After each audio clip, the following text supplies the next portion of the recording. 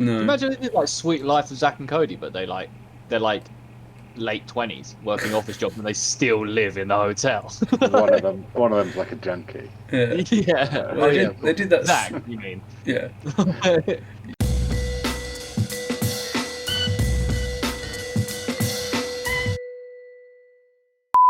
What's going on, everyone? Welcome back to the Footy Fetish podcast with myself, Alfie, or Ollie, Yo. and Harry. What's happening? How is everyone? Good, man. I'm good, my G. How are you doing? I'm good, thank you. I'm good. Just tired. Been working and getting everything done. You know how it is. I think we're all in that boat. Just tired at this point.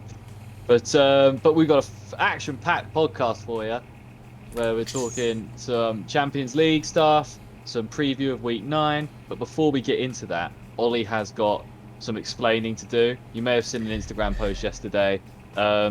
He fucked up massively, guys, and it has called into question his status on the podcast, if I have to be completely honest. Well, this is the first I've heard of that side of things, but Yeah. Well, we have a group chat without you in it. We'd wait earlier. to tell you on the podcast. Yeah, we thought this would be a great way to explain it. But no, Ollie, go ahead. Tell them. Well, due to we're going to blame Mark, because if in doubt, blame Mark.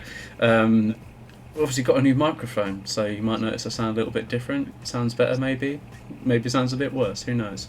But sorry. Can't sound You worse wouldn't than not sounding. Yeah. Very true. Well, said microphone did really well, and I could hear Alfie could hear me throughout the whole of the last podcast we recorded on Tuesday. But fortunately, OBS didn't hear me, so the whole podcast, from the listener's point of view, is just Alfie having a one-sided conversation. So on behalf of Mark, I'm sorry. If Mark was here, that wouldn't have happened, basically. Was it like that on Twitch as well, or was it just a file you downloaded? No, because I download the file. I download the file off Twitch, so everyone who's watching this at the moment would have basically, and watched the podcast last time, would have only heard Alf. So those of you watching who left comments that weren't comments about the fact that Ollie was just talking to myself. Yeah. The fact that we had viewers for the entire stream and no one seemed to mention. No one said anything. It was just the whole time it's been me talking to myself. Maybe they like that. Maybe they should. It's like we're waiting for Ollie to stop talking for weeks. Well, either way, Mark's sorry. Yeah, Mark's sorry. Won't happen again. It might, yeah. Hopefully not. Sorry, I'm just putting a. I know this is annoying because now we're in the podcast. I'm just putting a thing out on Facebook about us Twitch, us streaming. Sorry, and we're back in the room. Okay, so now that is done, we can talk about Champions League. We obviously, there's been Champions League round whatever. I'm not actually sure what round it is in the Champions League, but we're still in the group stage. What of group stage matches? Round 3 or 4? Yeah, something like that. Can someone do me a favour and get the tables up so you can sort of talk about that afterwards? But I've just got the results here of the latest games, so I'll just run through them and we'll talk about the groups after that. So Club Brugge, obviously they lost 5-1 to Manchester City, because that's going to happen, isn't it?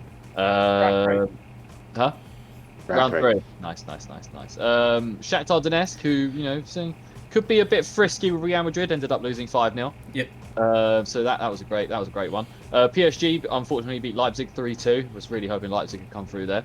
I don't know if you guys watched this game, but this was an absolutely unreal game. Atletico Madrid versus Liverpool.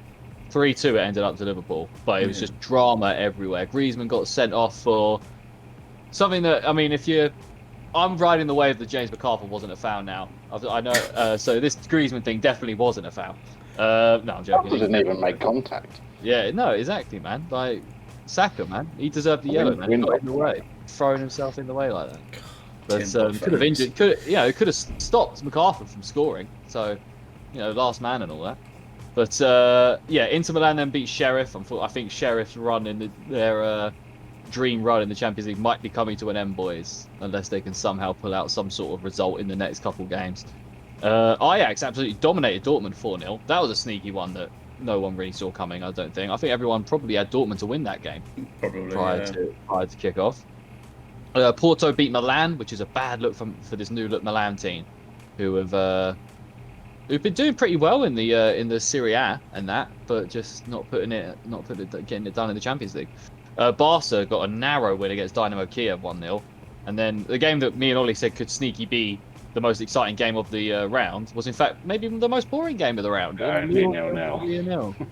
That on paper that looked like that could be an absolute goal fest, but it wasn't. Evidently not. Alas. Alas. Man United then, Ollie, mate, he is the luck, not you, Yeah. but Ole is the luckiest Don in the world, man. Honestly, he every time it looks like he's going to get sacked, he just pulls one. Well, his team pulls one out of their arse for him. Yeah. Because this was not down to Ollie. This was certainly down to the players, is why Man United managed to get a 3-2 win against Atalanta. Then, Zenit lost to Juventus 1-0. Benfica lost to Bayern 4-0. Chelsea beat Malmo 4-0. But probably wish that game had never happened, considering they managed to lose both Romelu Lukaku and Timo Werner in that game for a couple of weeks, it looks like, at least. Obviously, we'll get more onto that when we preview the Chelsea game. And then Villarreal beat Young Boys 4-1. So, H, would you be able to just, unless there's anything you guys want to talk about out of those games, could you take us through the groups quickly, mate? What? Right. So, starting with Group A, obviously. You got PSG top, Man City second, Bruges in third, and Leipzig at bottom with no points. Oh, shit. Wow, that is actually quite... You'd have thought that would have been Bruges, but Bruges have got a win. Bruges are too good, mate. I'm on the Bruges. That's risky. Group B, you got Liverpool, quite clear top at the minute. Atletico Madrid, Porto, and Milan also on 0 points. Damn. That's actually a pretty good looking group, to be fair. That. Group C, Ajax top, Dortmund second, Sporting third, and Besiktas bottom. Group D, FC Sheriff still top. Oh, come on. Real Madrid second, Inter third, and Shakhtar bottom. If they can just get a result, if they can just get a result against Shakhtar. Yes. Sure. If they can get a win against Shakhtar, they're through, surely. They'd at least get Europa League. They've got to it depends on Inter, because Inter got 4 points, so a win against Shakhtar would put Sheriff on 9. Yeah, so it'd be 5. Depends on the Real Madrid Inter game as well. Okay. Group E, you got Bayern top, Benfica second, Barcelona third, and Dynamo Kiev bottom. Oh, Barca looking crashing out. They're going to get their act together. Imagine seeing Barcelona win the Europa League, that'd be weird. Yeah. Group F, you got Man United, Atalanta, Villarreal, and Young Boys bottom, although that's actually probably the closest group so far. Group G, Salzburg top, Sevilla second, Lille third, Wolfsburg fourth. And Group H, Juventus top, Chelsea second, Zenit third, and Malmo fourth. Nice. I'm trying to see if Barcelona have ever won the Europa League. Not that I can find. Oh, okay. So since the rebranding from the UEFA Cup to the Europa League in 2009, Barcelona have not featured obviously in it. Their last appearance would be in 2003-2004, where they only reached the last 16. Damn, not very good. But Champions League shaping up to be hopefully as good as it can be. I feel so confident this year that an English team's going to win it. I think Liverpool could be really in a shout to win it this year. Depends obviously how long their team. If they can stay fully fit, then there's no reason why they couldn't. Imagine if Liverpool come out and win the Prem and the Champions League this year. There's no mental block for Liverpool in the Champions League like City have and PSG have. No, and but then Chelsea are quite like that as well. There's no mental block for Chelsea either. They can do their thing, but they've got to stay fit, because if they lose Werner and Lukaku again, that's pretty dramatic. But right, we'll get into the week preview, shall we? So there's only one game to start off with. The most exciting game of this week, and potentially of the season, I guess, for a lot of people, is Manchester United versus Liverpool derby, boys. It's I don't know what's this derby called. I know Sky tried to brand it like Red Monday a couple of years ago. Oh Jesus! Well, and it was like the most boring 0-0 game I've ever seen. Yeah. It's the northwest derby, I guess. Yeah. Northwest derby, yeah, fair. Okay, well, Man United versus Liverpool. Lancashire derby. I guess the Red Monday only really goes if they play on a Monday every year. Yeah, So yeah. red Sunday this year. The red match. The red match. But Oh, yeah, I'd love the Reds. Manx versus the Scarce. I've just realised in my notes it's Untied are in the middle of a not United. United, yeah. So obviously, yeah, United they're in a bit of a rough one at the minute, boys. Obviously, Ole has been called into. It's gone a bit untied recently, I think. Yeah, and it's been he has been a bit untied. But yeah, they've. I don't think if you guys realise this, but they haven't won a Premier League game in over a month, Jeez. which is pretty shocking. Yeah. And the wins that they do have recently, in recent memory, have all been pretty scrappy wins that they managed to. Ollie's been saved by either Ronaldo or Marcus Rashford, someone like that. But it's a bit of a sticky one. Harry, we haven't really had to talk. We haven't really got to talk to you about Ollie. What do you think about him? Do you think he should be sacked? Ole Gunnar Solskjaer, not me. I don't think so. Ollie, whichever one you want. Not yet. Not yet. No, I don't think so. I think he's done it. I was not sold on him for the first year or two of him managing United, but he's like the last year and a half, he's done so well. He is getting better tactically. He's still now learning, trying to get this squad to gel together, which isn't an easy task. And like we discussed a lot, they're just a CDM away from, I think, being like a genuine contender. So I think they should at least give him a good CDM and then see how he gets on. But yeah, I know what you mean. But he tactically, I don't really know where tactically he's getting any better, because we saw doesn't really make changes. He sticks to how they play. He's not very dynamic in substitutions and stuff like this. Plan B, no. Yeah, I mean he's been lucky that he's got the players that he's got, essentially, if you know what I mean. And I don't. For me, go on, Ollie. It is down to him as well. Well, he's one of the decision makers in the transfer window to bring in a CDM as well. So you can say, obviously, give him a CDM and see how he gets on. But isn't that part of his intuition to bring that in the first place and not get to partway through the season and go, oh crap, we really need a CDM? Who didn't see that coming, or who saw that coming? Like, admittedly, he has been. I'll give him benefit of the doubt while he had Ed Woodward hanging around, because we know how awful Woodward was as a director. So we'll give him a little break there. But then, to be fair, we don't know. Maybe they were looking at a CDM, and then obviously the whole City to Ronaldo to City thing happened, and they had to pounce, and maybe that was their budget. Do you know what I mean? I doubt that is what was happening. But I understand why they signed Ronaldo, because you can't let him go to Man City, and I think he was fully prepared to go to Man City. yeah. But yeah, Liverpool on the other hand are looking potentially the best team in the league when fully fit, the best 11. Like, they've been fantastic. I mean, obviously, as much as it pains me to say, yeah, they have. Definitely the best starting 11. Yeah, still still the only team to not pick up a loss yet. They've been absolutely slaughtering opponents. They've got the best player in the world, in my opinion, and I think probably this podcast's opinion, in Mo Salah. Yeah. He's been unbelievable. Salah. Oh yeah, not Hendo. Right. But I was just having a look, because obviously we've got the only thing that I can really think that's going to hurt them is the African Cup of Nations, right? Do you think they're losing Mo Salah and Sadio Mane in January? Well, there's a lot of games in January as well. Yeah. I was looking at like. Kate will probably be gone as well. Yeah, me and you, we could be done for. Our two teams as well. It could really affect us both negatively. But Liverpool, I didn't realise how sneaky bad that is going to be for them. Joel Matip as well. He's going. There's a few guys in that around that starting team and in that, and like, especially Mo Salah and Sadio Mane, where they're going to roll out. I guess they'll roll out Origi, Firmino, Jota, something like that, which is not awful, but maybe Curtis Jones could go up in one of them attacking spots on the wing or something like that, maybe. Yeah, Harvey if he can't, if he's back, yeah. But yeah, no, for this game, there's I think Liverpool are going to win this game. But in terms of team news, United, I don't know if you saw, Ollie, but Rashford picked up another sort of a knock against Atalanta. He went off. I don't know how serious that is, but could definitely miss the game this weekend. And obviously Varane is still out, injured.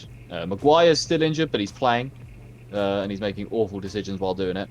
But as for Liverpool, Thiago's fitness is unknown at this point. He could well play, he could miss out. It's a bit up in the air. I think they're going to give him a late fitness test, and we'll see how it goes. But they're definitely going to be without Harvey Elliott and Curtis Jones. Before I get your opinion, boys, I just want to run this fun fact past you. As you know, I always like to do on these Thursday episodes now in the preview. See if it sways your opinion on the game. But United have won just one of their last 10 Premier League meetings with Liverpool, having drawn 6 and lost the other 3. And they lost this exact fixture 4-2 last season. Now, I don't know if either of you had Man United winning this, but has that swayed you? No? Okay. No. Shaking heads there for our listeners, as I'm literally before the words have even come out my mouth. Both heads are shaking. But Harry, I'd like to come to you first on your opinion of this Man United Liverpool match and what you think is going to happen.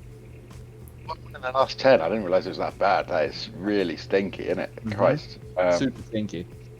But I guess when Fergie was there, probably something similar to the other way, wasn't it? Yeah. I can't look past Liverpool. They just look so good at the minute. Yeah. I didn't watch the game against Atletico, but just the form of the confidence that even Mane's looking more like himself again. Yeah. And Salah's playing so well, everyone else is just feeding off of it. And Firmino's getting goals, which you don't always see. Hat trick. It's like, Jesus. Yeah, just really exciting to watch at the minute. Although I am bored of them. I'm bored of the Klopp regime by now. Don't hate him, just bored of it. Okay. It's still incredibly exciting to watch. Yeah, I'm with you. And I'll take Liverpool 3-1. 3-1. I like that. Yeah, I'm struggling to see if Man United can score, but they have so much attacking power. You got to imagine that one or two may sneak in. They're targeting Trent. Yeah, I imagine they will be. That's the only weak spot right now in this Liverpool team, and he hasn't actually looked too bad, to be fair, defensively. But Ollie, Charlie's trying to improve. Yeah, exactly. At least he's not Ben Simmons out here. But little basketball reference for everyone, for all you listeners there. See if you get it, drop a little comment in there. That's a joke. But he is. What a dick.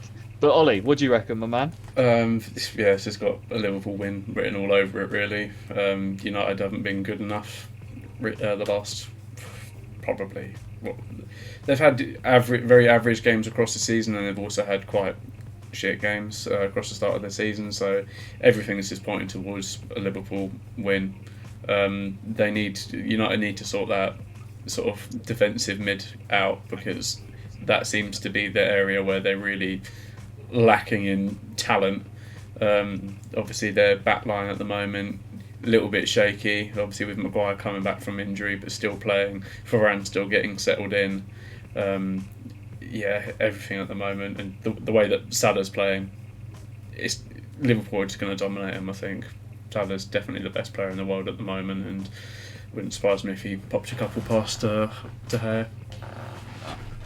Yeah, no, definitely. I think they'll build goals in this game. I think, I don't know. I'm going to back the Liverpool defense to stay strong, and I'm going to say I think it's going to be 2-0 Liverpool.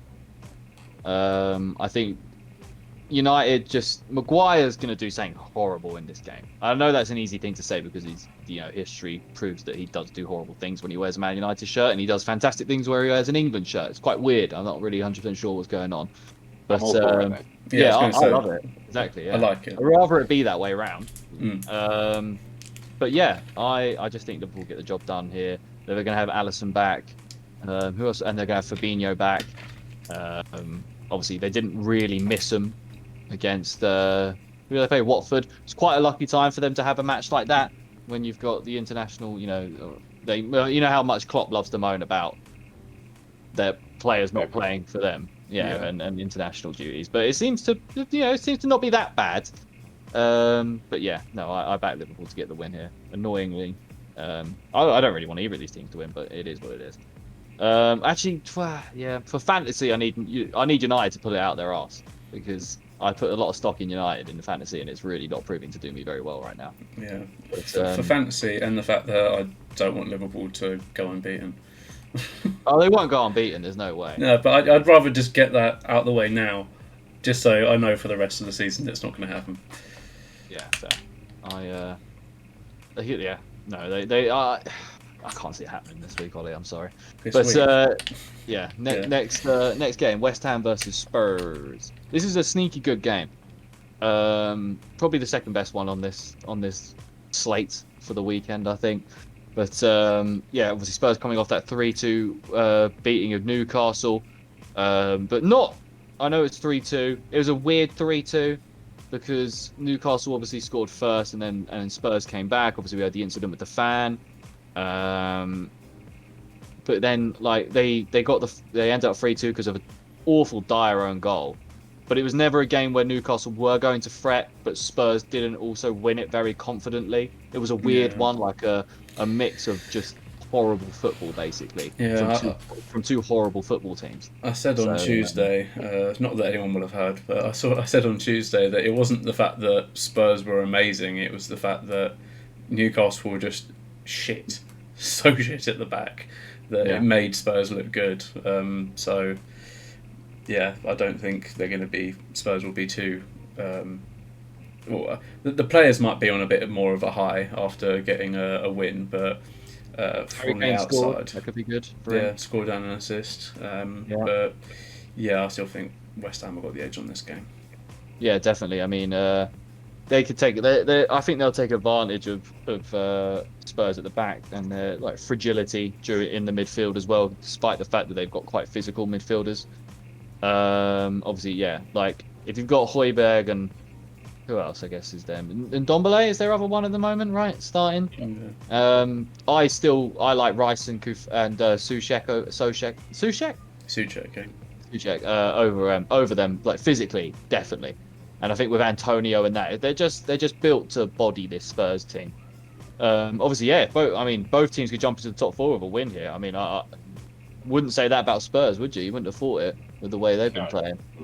And but they can jump into the top four if they get a win here. In terms of team news, West Ham have got Alex Crow and Vladimir Kufal out. I know H will be missing Kufal in his fantasy team. That's a big loss for you, my man. Missing a few people. Yeah, and then Spurs just got Matt Doherty, which they're probably pretty happy about considering he does nothing for them. But they've also got Ryan Sessegnon out, who hasn't had the. Has he even played for Spurs yet, Ryan Sessegnon? He must have. I found out a couple of weeks ago that he was there. He must have played for them by now. But my God, he has been an absolute waste of space in that team, hasn't he? He's just been injured upon injury. But the fun fact for you here, before we go too far into what we think, Spurs have won 3 of their last 4 visits to the London Stadium in the Premier League. However, they did lose this fixture 2-1 last season. So, boys, I would like to get you. I mean, personally, I think this is a West Ham KG West Ham 2-1 win written all over it, and I hope that's what happens.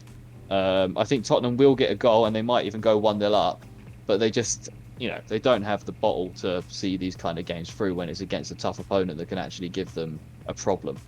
You saw what they were like against us, even Arsenal and other teams like that. They've not been too great against. But Ollie, I'll come to you first. West Ham, I think they're going to do Tottenham over. I think, like I said a second ago, Tottenham weren't exactly amazing against Newcastle. 3-2 in the end, and they definitely should have got a lot more than just the 3 goals. Technically 4 if you include the own goal, but they weren't looking too amazing during that game. West Ham have been, don't get me wrong, West Ham have had a couple of games this season where they've not looked sort of great, but that's mainly when Antonio was out due to a red card, suspension, all that sort of thing. And when West Ham have got their sort of as full of a team as they've had for sort of the majority of the season, then they're on a different level at the moment, and I can definitely sort of agree with you, really. Sort of 2-1, maybe 3-1 to the West Ham. Yeah. I think you could be on for a win. I think you're on for a winner there, man. Like, I don't know. They're just Spurs are such a pretender. I don't rate Nuno at all, but I know, Harry, you do rate Nuno as a manager, I believe. He's all right. From your, I thought from the Wolves days you may have done. In the Wolves Premier League days, yeah. Yeah, okay. In the Championship, he had everything on a platter. Okay, fair. Yeah. But I actually think Spurs might win this. You think Spurs might win this? I think West Ham are going to be the better team, but I think Son's been good all season so far, and Kane's going to be. He's off the back of a goal and assist, like we said just now. I think it could be a classic Tottenham smash and grab victory. Okay, that'd be interesting. Yeah, I haven't really. I didn't consider that, to be fair. I'm just so positive about West Ham at the moment. I'm just. They beat Everton the other day 1-0, didn't they, West Ham? They do love a 1-0 scrap. And that was without DCL and Richarlison playing. Now, you imagine that's a similar kind of fixture against Tottenham, but they've got Kane and Son playing. It could happen. Well, West Ham could win. Like I say, I think they'll control the game. West Ham could win. Spurs could win. Could be a draw. It could, yeah. Anything could happen. Anything could I like happen. to hedge my bets. Yeah, nice. I'm going to say 2-1 Spurs. 2-1 Spurs. Okay, so we've got 1 Spurs and 2 West Hams in that. But I definitely think you could be right there. Like Spurs, they're just so unpredictable at this point. I think it must be killer to be a Spurs fan right now, to not really know what you've got. And you got Emerson Royale. He's been an absolute joke since he's joined the league, and not in a good way. You think get players playing to the level that Kane and Son are playing. That normally means you can attract better players, but they've got worse as those two have got better. Yep. It's not seen anything like it before. Yeah, someone higher up job needs to be looked into. Daniel Levy. But yeah, on to the next one and on to Ollie's boys. This is a tough one for you, man, this week. Arsenal at home to Aston Villa. Annoyingly, Ollie, well, when we go through the team news, you'll find out. But obviously saying, just the preview here, Arsenal haven't been too fantastic in their last 2 games. Obviously managed to get draws out of both of them when maybe they didn't deserve the draws in those games. Still got them, Still got them, absolutely. Overachieving. But I say, in a game like this, it's going to be tough to get a win here. But Villa have conceded a few goals. Obviously in their latest, they conceded 3 goals in 15 minutes against Wolves to blow a 2-0 lead. Obviously, Wolves have been quite. They're quite good at going forward. They just earlier in the season they just weren't finishing their chances, and they look stronger even with Jimenez out the team at the moment. Yeah, it's quite sad to see, really. I mean, I'll take him at Palace. But yeah, it's sad to see. I think both teams need this. Neither team wants to lose to the other because they're sort of around that mark of each other. Like Villa and Arsenal, they're very much on the same level, I think. In terms of league position where they're going to finish and those like fighting spots. Arsenal are out with Granit Xhaka, and Bukayo Saka has not trained so far this week. Obviously faking. I don't know where the hell he got picked up an injury from. The boy calf injury apparently from being brutally attacked. Jeez. Brutally attacked for some bloke that resides in South London at the moment. God, yeah, I mean, dodgy bastard. If he's going to be this much of a wet wipe, he's going to have to sort it out if he wants to progress in his career any further. How about that age? But well, I do think it was a foul, but I also think the was generally looking towards the ball. Yeah, all the people that said it was assault that he's meant to do that. He obviously did not mean to do it. Was 100% malicious. All right, he meant it. I even saw he had something tucked in his sock as well. But rumours are saying it was some sort of blade, but never. I don't know. Never. If anything, Saka stopped a goal-scoring opportunity. Right, should have been sent off for it. Right, terrible, disgusting behaviour, disgusting. But yeah, no. Villa it was looking like Matty Cash, a big player for them, was going to be out, but it has been confirmed by Dean Smith that he should be fit and ready to go for the Arsenal game. They will be without Leon Bailey, Bernard Traore, and Keenan Davis. Obviously, the former 2, Leon Bailey and Traore, being big players for this team, man. We've only seen a little bit of Leon Bailey, but what we've seen has been absolutely fantastic. He's going to be an absolute weapon for them if he can stay fit, which hopefully he does. A little fun fact for you: Villa have won their last 3 Premier League meetings with Arsenal, as many as they had in their previous 36 against the North London club. They had 3 wins, 9 draws, and 24 losses. Does this say more about Villa, or does this say more about Arsenal? This stat? I think a bit of both. Arsenal have come down, Villa have come up a bit. Huh? That wasn't what I asked. Does it say more of one club or the other, Ollie? Both, mate. No, it doesn't. Okay, fair enough. Right, yeah, what were you saying? That was it. I think Arsenal. Oh, no, okay, it's a bit of both. Okay, fair enough. No, Arsenal have come. Obviously, our quality hasn't been great over the last couple of years. We've obviously come down, and obviously Villa have been quite good over the last few seasons. So it's a bit of like meeting in the middle, really. Yeah. Yeah, no, that's fair enough. That's fair enough. They have improved quite a bit, but we're a Harry, fence-sitting podcast, okay? we are. Yeah, okay.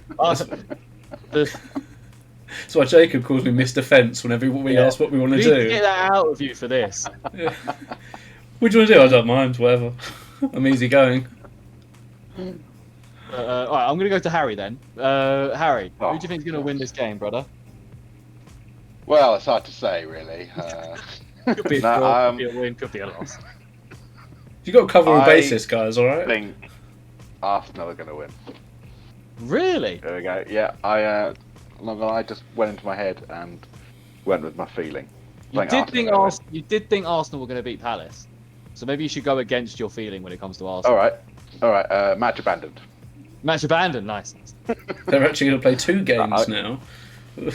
I can say 2-0 to Arsenal. You said that last time as well. For fuck's sake, Harry. This is some sort of serious I'm jinx you've got. getting you a point every week here. I'd rather have the 3. I think, yeah. I'm not sure if Harry's got Arsenal confused with the top 4 team, but he's backing them. He's backing them, so it's fair enough. Appreciate But, that. Best team in the world. Best team in the world.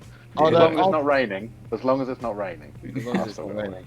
As long as it's not raining. But I'll go mine, then we'll have the Arsenal man himself give the final verdict on what he thinks. It'll probably be, yeah. We'll get a few options. But I think Villa. I think Villa got this, man. Arsenal have not been they're very suspect in the last few games. Obviously, they had their run of 3 wins, which in a vacuum they look pretty decent. But when you look at like the 1-0 Burnley, 1-0 Norwich, is not exactly filling much hope. The Spurs game was great, obviously, but I just think Villa, they're going to be pissed off about what happened against Wolves, and I don't see Villa as a type of team that take 2 bad losses in a row, if you know what I mean. They're gritty. They're led by Dean Smith, who seems like the kind of guy that you wouldn't want to chat shit to in a pub. Do you know what I mean? And I think they'll have that. They have that kind of thing going with them. They've got the physical players all over the pitch. I see Villa getting it done. 2-1, 3-1 Villa. I think might put on a little bit of a show. Buendia have a little bit of a resurgence. It's not been too great in the last few games, but he is a class player. So, Ollie, I will throw it over to you, my man. What do you think is going to happen? Well, it could be anything, really. I'm joking. No, I'm going to go for an Arsenal win. I think... Back your boy. Yeah, always. Have to. But I think, obviously, like we discussed on Tuesday, a lot of... When we were actually pressing and sort of going forward with sort of speed and determination, we score.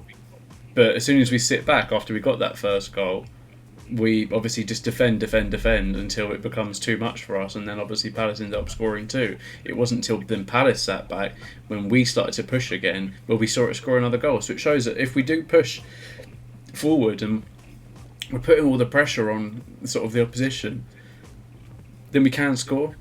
So I think we just need to be doing that for a longer period, as opposed to just doing it for the first 10, 15 or whatever, and then sitting back for ages. That's 10 minutes, according to Arteta. No, we did absolutely dominated. Definitely, 100%.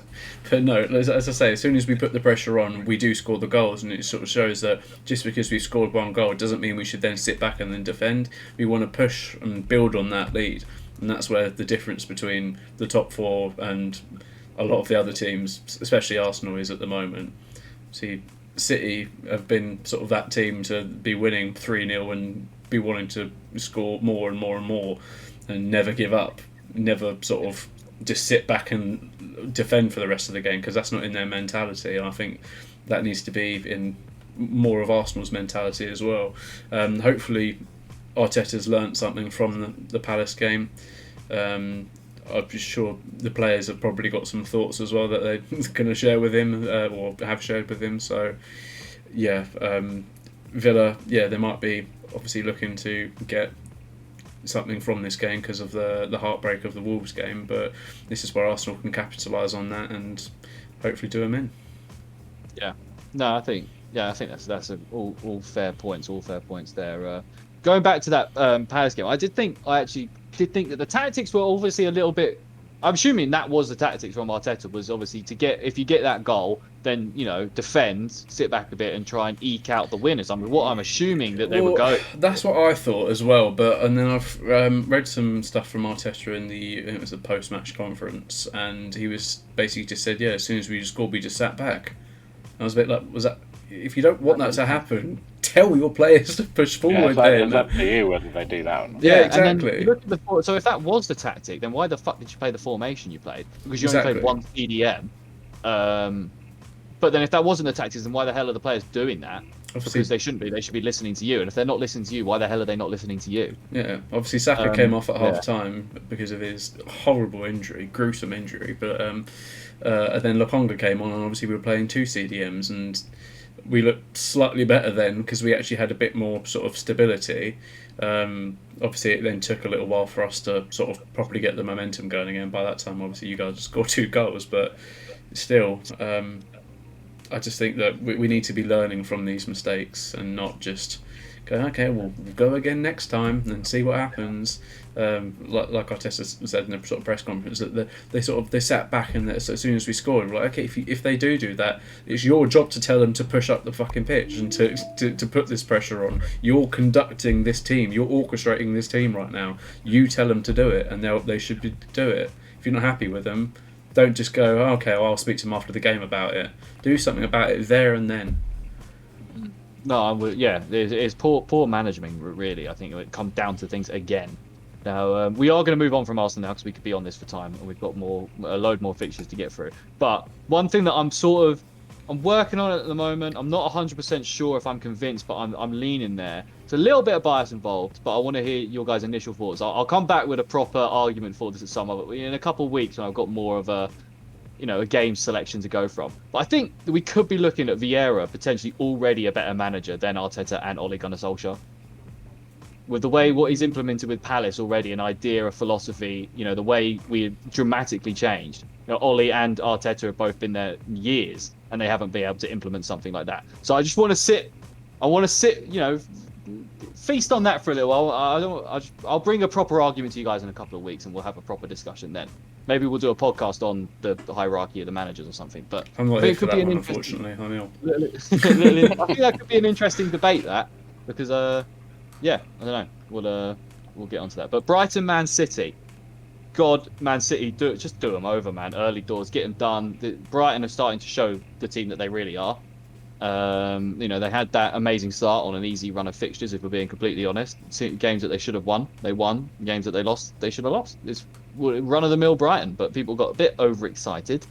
They still can't put the ball in the back of the net, no matter what was depending on it. City, they're just doing City things, not losing. Even though they haven't got a striker, I still think it's hurting them, but not hurting them enough to put them out of the title race, weirdly enough.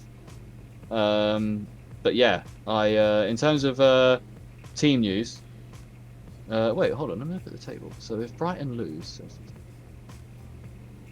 well, yeah, we'll only be 3 points off Brighton. If we beat Newcastle and Brighton lose to Man City, we'll only be 3 points off Brighton. If we won against you guys, that's pretty mad. If we won against you guys and we won against Villa, we would have been top 4. Yeah, that's nuts. That is nuts. But yeah. So in terms of team news, Brighton, they've got Danny Welbeck out, Steven Alzate back, and Adam Webster. Who cares? In terms of Man City, their only big long-term absentee is Ferran Torres. John Stones was in the team against who do they play again? Go back to the top. Burnley. Club Brugge. Oh. Right. He was in the team against Club Brugge. I think he was on the bench. And then Gundogan, Zinchenko, Ederson, and Gabriel should all be Gabriel Jesus. No one's just referred to him as Gabriel, have they? No. Gabriel Jesus. If you said Gabriel to me, I probably would have thought of Arsenal. Gabriel. Yeah, true. Original Arsenal Gabriel or current Arsenal Gabriel? No, I would have thought current. Yeah. Fair play. But yeah, no, in terms of I think City are going to get the job done, man. I mean, this is a great fact, and I think I think we're all going City, but this should just cement it. In their first 8 games versus Manchester City, for Brighton City, the score aggregate is 23-5 in favour of City. Big. In 8 games. Yeah. In 8 games. I think City are going to get the job done. I don't really think there's too much to talk about this game. Fucking Brighton can't score goals, right? And they're now coming up against one of the best defences in the league and one of the best attacks in the league. Now, they can sort of defend. They're not a bad defensive team. And it could sort of prove a problem maybe because they've got big players in that back line for Manchester City. Could cause a problem if they try to play a lot from set pieces and stuff like this. That could be a bit of a problem. But ultimately, I can't really, with the last few Brighton performances, I can't see them getting a result in this. What do you guys think? Yeah, I mean, Brighton, a lot of the time they play some really good football. But that all means jack shit if you're not scoring goals and you're not winning games. I mean, they're obviously winning some games. They're doing quite well on the table, but all the hype from the Brighton fans specifically, they need to slow your roll because you're not going to be beating Man City this weekend. I don't think. Just covering my back a little bit there. I don't think. But, I'm going to say 3-0 City. Yeah. But, I mean, the foundation's there for Brighton, but there's still a long, long way to go. And also, XG means jack shit. And you never know, Potter could be tempted by a job away somewhere, and if they lose Potter, they lose everything. So a job opening, I hear, up north for a lot of money. A lot of money. I'm sure that they'll be looking. I'm sure Potter's one of the men they're looking at. But Ollie, what do you think on this one, man? Do you think Brighton can get anything out of this? I'd hope not, just because of my fantasy team. I can do with it. I massively could do with a City clean sheet. But yeah, no, like you guys have said, Brighton started well, but they won the games they were supposed to win. They've lost the games they're supposed to lose, and they drew with Arsenal. But yeah. Well, they haven't lost all the games they're supposed to lose. They should have fucking lost against us. But yeah. Well, either still way. salty. Yeah. Are you? Couldn't tell. Yeah. No, it's just going to be a case of City walking all over them, I think. We did mention earlier City are kind of missing that sort of centre forward striker role, but they still seem to be getting the results out of it. I will go for a 2-0 to City. 2-0 to City. Yeah. Fair enough. For my fantasy team, because I'm playing you this week, it would actually be in my better interest in fantasy for Brighton to get a result here. But I'd rather lose horrendously in fantasy league than for Brighton to get any sort of result in this game. So hopefully you and your boys can put on an absolute show against Brighton, and get the job done. Because I'd rather lose by 100 points in fantasy league than Brighton get any sort of result. It's only 1 week to lose, isn't it? Yeah, exactly. This is where doing the fantasy you get such a roller coaster of emotions. It's just like, oh damn it, I want to win, but at the same time, other teams are going to win. When it comes to Palace, I'd obviously always want Palace to win over me winning in the fantasy league. If it means this is the plus about not supporting a Prem team. Yeah, exactly. Yeah, it's annoying. Yeah, maybe not even a championship team next season. At least it's not Arsenal, mate. What league do you have to get to before we're like, right, H, you've got to go, bruv? You're not I'll always represent the real football fan. Yeah, you'll always be here. You'll always be here. But right, so yeah, we all got a City win. That's pretty easy. It's another one that I think this is going to take all but 2 seconds to talk about is Chelsea versus Norwich. I mean, Chelsea will stay top of the league because they're going to win this game, and Norwich will stay bottom of the league because they're going to lose this game. I don't think, it's not algebra. This is 2 + 2 = 4 stuff. In terms of team, yeah, I mean, if there's a game that they want, if this is a game, okay, hold on. This is the game that they want to not have their 2 starting strikers fit for. Mm. Even if it's only going to be a week where both of them are out, this is a great week for it to happen because obviously. Yeah, I mean they're going to start Havertz and what they'll probably start maybe a false 9 of Havertz and then Ziyech's injured. But Pulisic is injured as well, so it'd probably be Mount Havertz yeah, and Hudson-Odoi. front three, which is not a bad front three at all. Jesus If Christ! only they had Tammy Abraham, eh? Or Olivier Giroud, Oh, yeah. exactly. But so Werner and Lukaku are out, and Ziyech and Pulisic are out. How Ziyech and Pulisic have got injuries when they don't do anything for the team anyway, it baffles me. But I think I've literally noticed Ziyech on the pitch maybe twice since he's moved to Chelsea. He's honestly he's not been great, but he's not been. He's made of glass as well. He's been okay. He's been when he's played, he's got some goals and some assists, but he's not had the consistency. Pulisic, that has been a real drop from the elite. Captain America or whatever they were calling him is he ain't gonna be helping them get to know World Cups anytime soon. But Norwich, team news, no one cares what I put. I don't think anyone cares. I don't even know if they've got any injuries. Who gives a shit? But Chelsea have won 10 of their last 12 against Norwich, drawing the other 2. They have their last loss to the Canaries in the Prem back in December 1994, where they lost 3-0. Blimey. So that was before the Russian oligarch money. Before any of us were born. Of Ken Bates. Very true. Yeah. But I think this is pretty simple. I'm going to go for a Chelsea win, and this could be a good 3 or 4-0. But I could also see Chelsea getting a 1-0 scrappy win and not being able to do anything, just because that would be Chelsea, innit? But guys, what would you reckon? Anyone see Norwich doing anything, getting anything out of this? I'm going to go straight in for 7-0 Chelsea. 7-0 Chelsea, I love it. I hope that's by half time. Nice. could do with Havertz getting an absolute flurry of goals. He's actually done nothing for me so far this fantasy league. It's great. Took him like third pick. I'm gonna go 4-0 to Chelsea.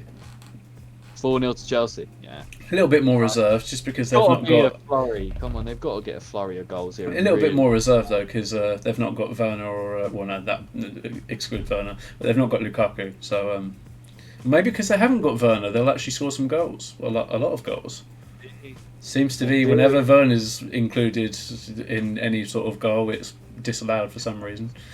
Yeah, it is, and even his one against the one they scored against Brentford was disallowed. But on to the next one, the best game of the weekend: Palace versus Newcastle. The boys.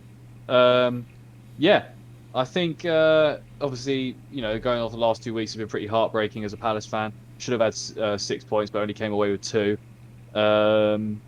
Newcastle's first game under their new Saudi ownership didn't go quite to plan. They lost 3-2, but never really did much in the game aside from the first 2 minutes where Callum Wilson scored. Obviously, they're going to be, the big news of the week is that Steve Bruce has been sacked, obviously. That's the big Newcastle news, and they have got interim manager Graham Jones taking over. One thing that I have seen is Newcastle fans have been on Twitter very, voiced their opinion on Graham Jones as this saviour for their club for now.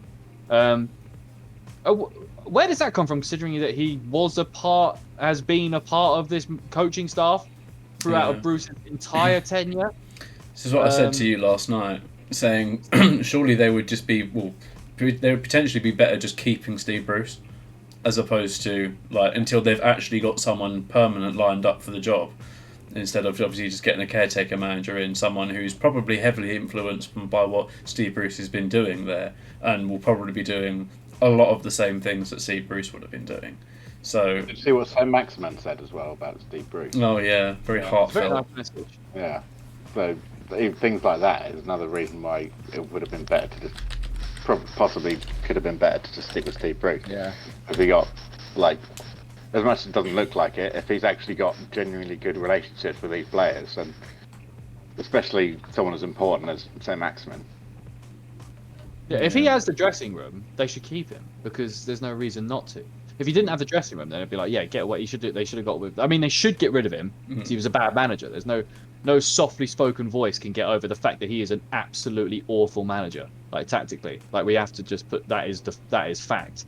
But yeah, I mean, it was stupid to get rid of him when they've got no obvious replacement. And the replacement names that I've seen have not been exactly great. Lampard, Eddie Howe, it's a bit better, I suppose, Rooney. but nothing that you think is going to start the resurgence or I guess the initial surgence of Newcastle, and they haven't been up top in a very long time. But In terms of team news for Palace, Zaha obviously missed the Arsenal game through illness, but has been confirmed that he should be fit and ready to go for this week. It's not COVID. I don't know. He's just feeling a little bit ill off coming off international duty. Maybe picked up a little bug or something. Should be fine.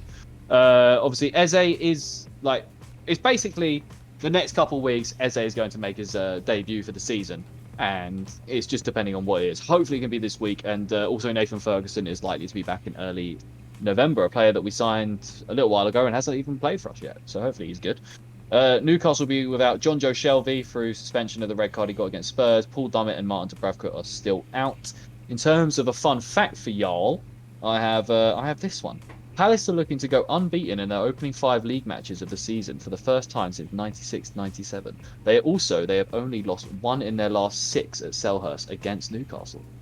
So I don't know. Double Palace heavy bias facts in there for you. Well, that's what you get when you write the content, boy. You do what you fucking want.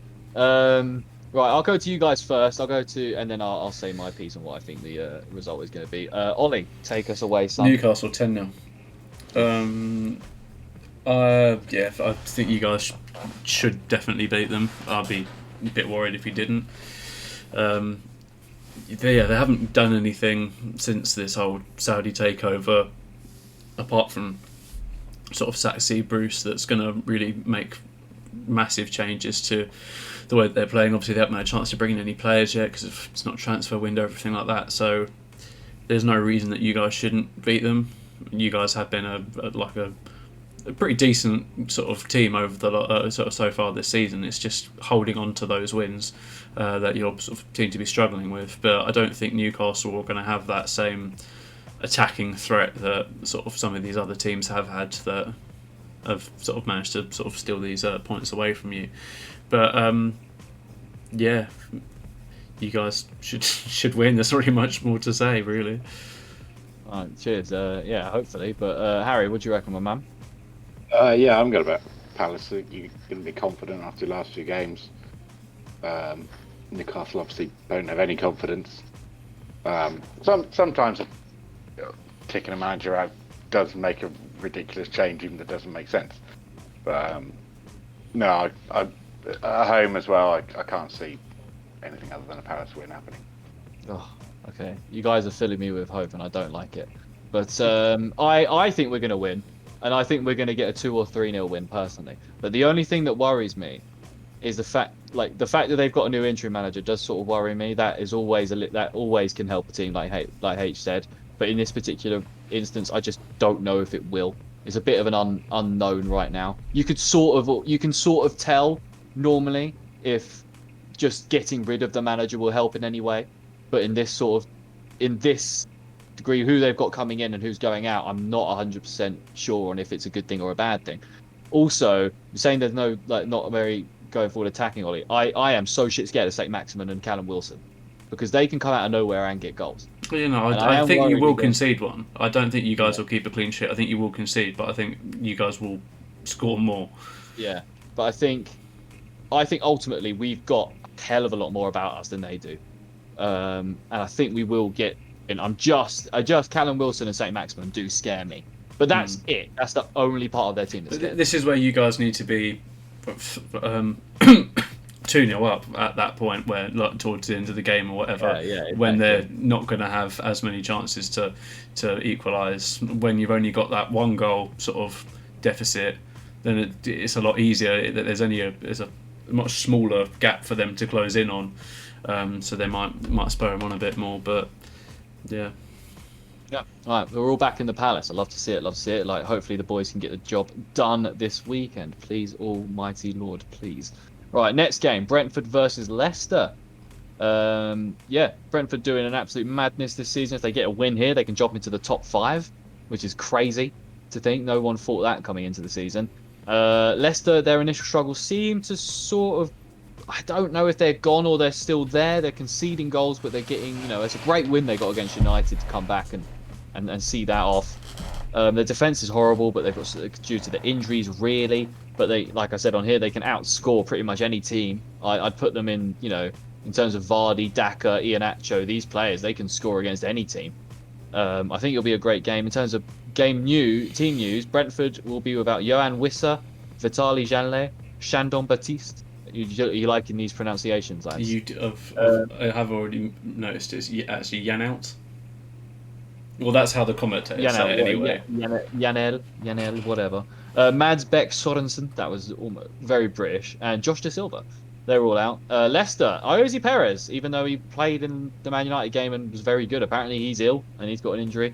Wilfred Ndidi, Mendy, Fofana, and James Justin are all out as well. And your fun fact for this one is Brentford are winless in their last 7 meetings with Leicester in all competitions. 1 draw and 6 losses. So what do we think? I personally wonder when the last time they actually played each other was. Yeah, I don't. Certainly, the last time they're in the same league probably would have been when Leicester were in League One. Yeah, which was a good decade ago. That's probably why the fact says in all competitions, because all 7 of them have probably been in sort of various different competitions, various cups and that. Yeah. But I'm back in Brentford, man. I think it depends on what Leicester do in terms of their starting 11. Daka. Yeah, that's what I was going to say. Daka obviously scored in the last Prem game, scored 4 goals last night, was it? 4 goals. 4 goals last night. 8-minute or 9-minute hat-trick or something. Pretty decent. So he's clearly having some sort of form at the moment. I reckon if they start him alongside either Iheanacho or Vardy, who knows, they could have a better chance. But Brentford have been that bogey team this year, so... H, what do you reckon, my man? I think Leicester will get it done, but I mean Brentford is showing every week that they're not pushovers. So it will be exciting to see them keep that up. But I do think Leicester will get it done. I mean, Vardy's just been electric after all the talk we had at the start of the season about whether or not he was starting to show signs of aging. Yeah, he's still looking pretty sharp. So pretty good. Daka. I think they'll get it done. So, yeah, it'll be interesting. Yeah, I think Leicester season will be very much back on form if they can pick up a win here. It's a much needed one. But yeah, I'm sure if they can get it done, then it's huge for them. Right, Leeds versus Wolves. This is a mad one because we were saying in the last podcast, I think Leeds now need to be considered a relegation candidate with the way they're playing at the moment and how they're going, because they are very much, if they lose this week and other results go against them, they could be in the bottom 3. Yeah, sneaky bad. They have been sneaky bad. They're just not consistent at all. Wolves have started to turn their season around. They were looking like they were playing dangerously. They just couldn't get the goals. Now they seem to be getting some goals behind them. Traore's looking fantastic again. He just needs to get his finishing sorted, and he'd be an absolutely unplayable boy in that team. But yeah, I think they've won 3 of their last 4 games as well. That's crazy. In terms of team news, Leeds have got Koch? Robin Koch, the midfielder, Luke Ayling and Patrick Bamford all out. Wolves have got Trincao, Mosquera, Hugo Bueno and Pedro Neto all out. And your fun fact, boys, is Wolves have won their last 3 away games against Leeds without conceding a single goal. Nice. It's a big game, and I am backing Wolves in this one. I think Leeds they're too inconsistent to try and call out for a win. Their defence is horrible. Without the likes of, obviously, Rafinha's been in and out of the squad throughout the season. Bamford, obviously, with a big injury. I just don't see where they're going to get the goals from if Rafinha's not firing on all cylinders, basically. They seem to really struggle. And I just think Wolves are going to be riding this high of a great comeback win against Villa in that Midland sort of derby rivalry. And I'm backing Wolves. What do you guys think? I'd have to agree. I think Wolves have definitely stepped their game up a bit so far this season. Got off to a pretty shaky start, but they seem to be moving in the right direction now. Hwang's obviously come in and has done quite well for them. Jimenez has obviously been a little bit sort of 50-50. Plays well in some games but doesn't score, and then scores in another game but doesn't particularly play as well in that game. So he's a bit of an unknown at the moment. But yeah, Leeds just haven't looked good at all this season. The stats don't lie. Wolves are going to win. Wolves are going to win. Tackling the One Wolves. thing I do want to say about Wolves though is, obviously following the incident in Newcastle the other day with a fan, all the Wolves players requested like CPR training and everything, and so they spent the day or a couple of hours the other day all learning CPR and emergency sort of recovery what to do in those sort of situations. So it was all at request from the players as well, which was quite nice to see. I think other teams should definitely take that on board. Really good idea. Good lads. We like that. There was a lot of jokes about Traore trying to do the chest compressions on someone punching through their chest. So, yeah. That could definitely. Oh god, could you imagine that? You'd actually be shitting yourself if you saw Traore stand over you. I'm starting to feel a bit better, actually. Just let me die. But yeah, Age, what do you reckon, my man? Leeds or Wolves? I am going to plump for a 1-1. Okay. We don't usually go for draws in our predictions, so that's a. I always forget that means it's going to happen. We're allowed to pick draws. I think the Ellen Road atmosphere is going to be big for them tomorrow because this is a winnable game for them. And they are going to be wary because they've seen Wolves come back last week, but they'll have also seen a side that was up against it for 75 minutes. So there's a lot of frailties in this Wolves squad still, even though they're going to be on the high of the comeback. And let's not forget, some of those comeback goals were, they were pretty shite goals. There was an element of luck about some of them as well. So some weeks that'll fall for you, other weeks it won't. I don't think Wolves are a team that get too intimidated, but at a ground like Ellen Road, that can be a factor. So I think Leeds will be fired up for it. But if they lose this game like without much of a fight, then I definitely agree they are a relegation candidate. I think this is a big test for them.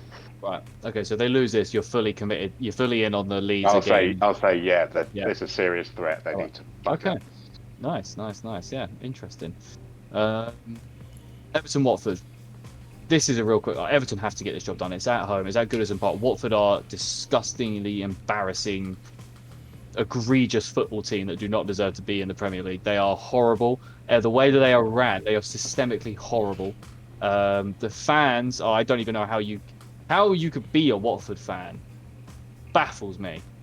Ranieri's not surviving the season. They will have had 3 managers this season. It's gonna happen. In a season that have 3 different managers, they are a horrible football team. I don't even want to. I'm not even going to say who's injured because who cares? They're disgusting. But Everton have Calvert-Lewin, Richarlison, Doucouré, Andre Gomez, and Delph all out. It's a big name, big names. It's basically only 4 of them out because I don't think anyone remembers Fabian Delph actually plays football anymore. That's true. But I hope Everton get the result. Could be a bit touch and go considering the injuries they have. But they still have the likes of Damari Gray and Townsend that are being an absolute madness for them. Yeah. So yeah, hopefully. And the fun fact is, Everton have never lost a home game to Watford in any competition. 13 wins and 2 draws. It's the most they've ever faced a side at home without defeat in their history. Nice. So yeah, I don't know about you. I'm back in the Toffees. Andros Townsend is going to score 7. Up the Toffees. Yeah. Yeah, Everton win this. Although Doucouré is a massive miss for him. It's a huge miss. So hopefully he'll be back by the time they play a real team again. I hate. But this week, no, it's got to be Everton. Yeah. 3-0. 3-0. Nice. OG. Yeah, I agree with what you guys said. To be honest, Watford aren't good enough. Everton are better. They have got a fair few players out, and I can only imagine if Richarlison, Dominic Calvert-Lewin, and Doucouré were more Richarlison and Calvert-Lewin, but if they were fit, how much better would Everton be doing right now? They probably wouldn't have lost to West Ham. No. They probably would have beaten Man United. I'm just going through their results. They probably would have beaten Man United where they drew 1-1. Apart from that, so they would have probably had 5 more points than they have now, and they'd be on 19, and they'd be joint top of the league, let's say. There we go. There's these big players that are missing for them at the moment, and they don't seem to be doing too badly without them, luckily. Rafa, mate. Rafa is an unbelievable manager. Very true. Yeah, obviously they're missing some big names, but they don't seem to be doing too badly without them at the moment. Takura is another one. Obviously, it's more recent that he's obviously injured, but I don't think that would change things too much. Watford haven't got too much about them. Everton should see it off 2-0. Yeah. 2-0 to Everton. 2-0 to Everton. Nice. And now for the most boring game, the last game of the slate is Southampton at home to Burnley. Both teams are in relegation battles, so they are both going to be desperate to win this game. That could maybe make for something a bit exciting to happen, but then when you look at the quality of both teams, you're like, how exciting can exciting be in this kind of game, if you know what I mean? Especially with the players that some of these teams have out. So Southampton will be without James Ward-Prowse. He had a straight red, so he's missing a couple games. Shea Adams and Jack Stevens, both two decent players for them. Burnley have not got Ben Mee, Matty Vidra, Charlie Taylor, or Dale Stevens, especially the former two being huge players for them. And your fun fact is no team in the top 4 tiers of English football is on a longer current winless run than Burnley. They're on an 11-game winless run with 3 draws and 8 losses. The Clarets have failed to score on 7 occasions in this run as well. So I think purely just for history and the way things are going, I'm going to back Southampton. But I'm going to back a 0-0 draw. Fuck it. Most boring game, most boring result. It deserves 1-1. 1-1. Okay. A bit more exciting. I have nothing else to say about it. Okay, 1-1. Ollie. 1-0 Southampton. 1-0 Southampton. Okay, so we're all back in pretty boring games here. Yeah. Fair enough. I rate it highly. All right, before we scamper and leave, we're just going to go through quickly the Fantasy League. Okay. See you later. You gotta go.